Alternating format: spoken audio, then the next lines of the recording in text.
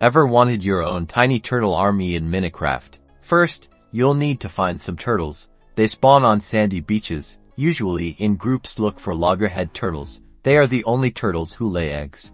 Once you found some, observe them. Wait for a turtle to waddle slowly on the beach, because it is preparing to lay eggs. When the turtle is ready, it will dig in the sand, and eventually lay 1 to 4 eggs. Turtle eggs are very fragile, so be extra careful not to step on them.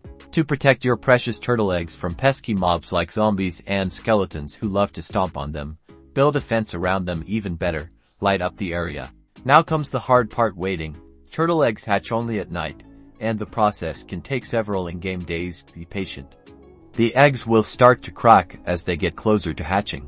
Finally, success! Tiny baby turtles will emerge from the eggs. Congratulations on your new shelled friends. These little guys instinctively head for the water, so make sure there is a safe path for them to get there, and that's how you hatch turtle eggs in Minecraft. Now you have your own shelltastic companions.